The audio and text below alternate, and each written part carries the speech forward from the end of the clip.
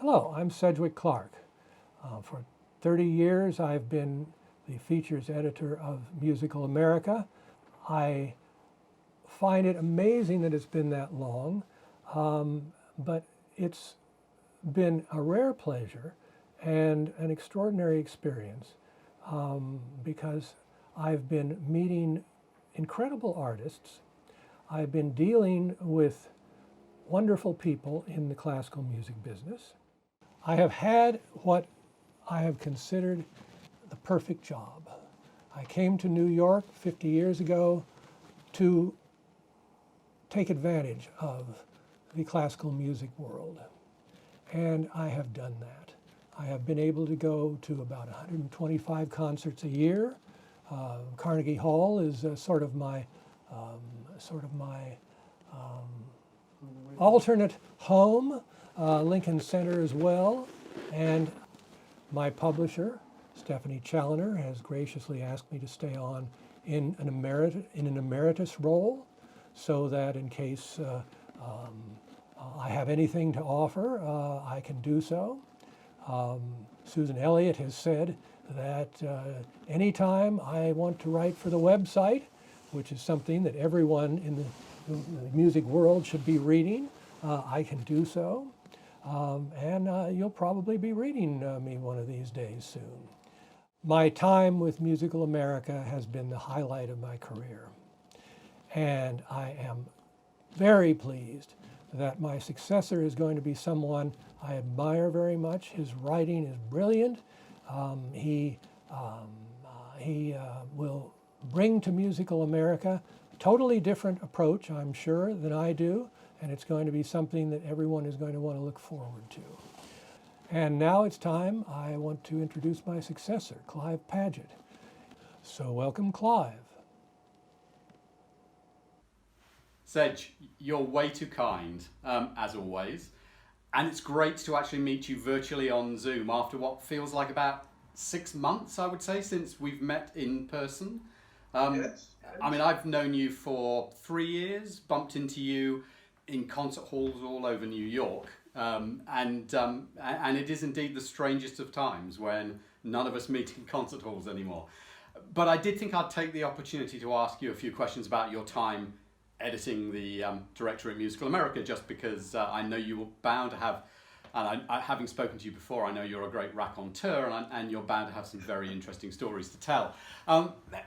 Do you remember your first directory and the first honorees of the awards that you covered? I do. The first awardee was Kurt Mazur that I did. And Wow. Mazur said, he began to speak, and he said that this is a great honor, and I want you to know that Musical America I see on every desk of every orchestra that I conduct. And he couldn't have been more polite about this.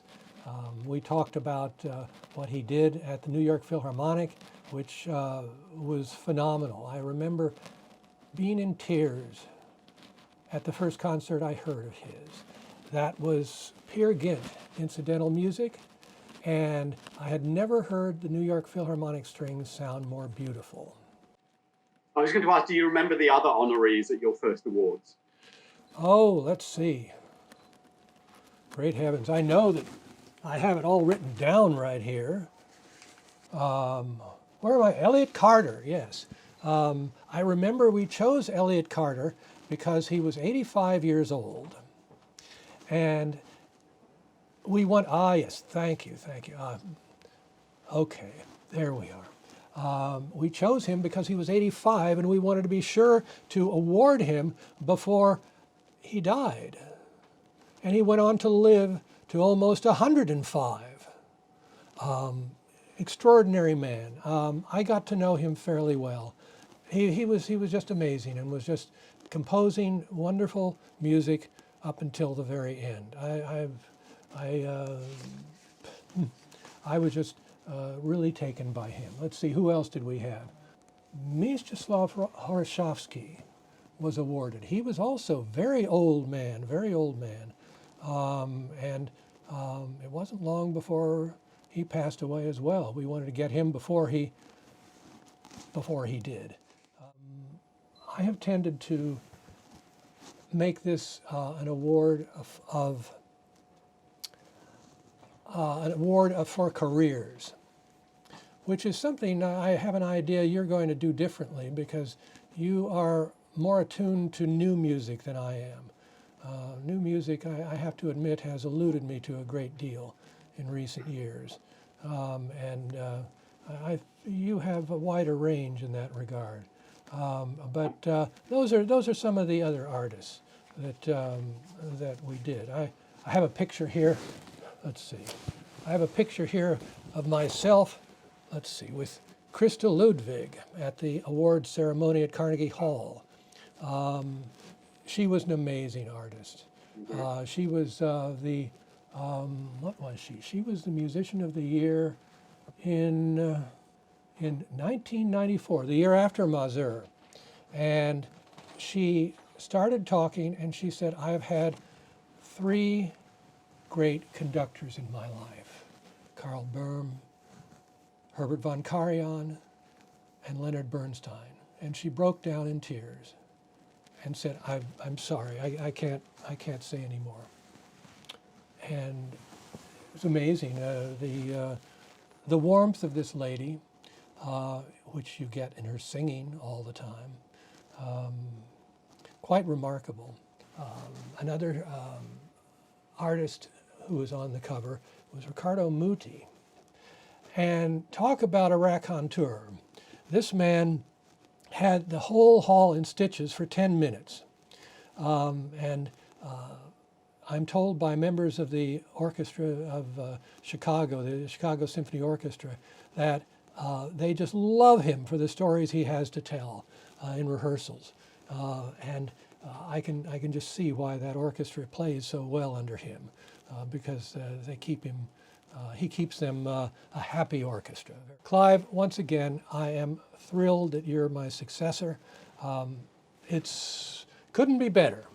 Couldn't be better. And I know that I will see you in concert halls regularly, and I will be reading you on Musical America, which everyone should be, as I say.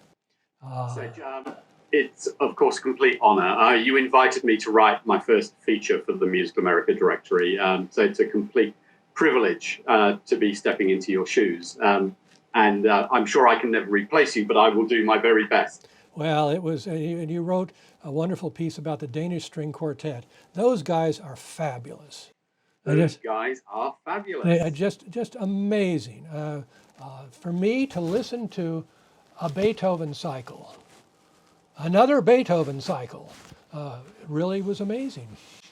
And can I say, virtually the last live thing I saw in New York was their Beethoven cycle. Mm-hmm. Because that must have been, I would say, a month after that, that was it. But well, we shall meet again. We shall. Yes.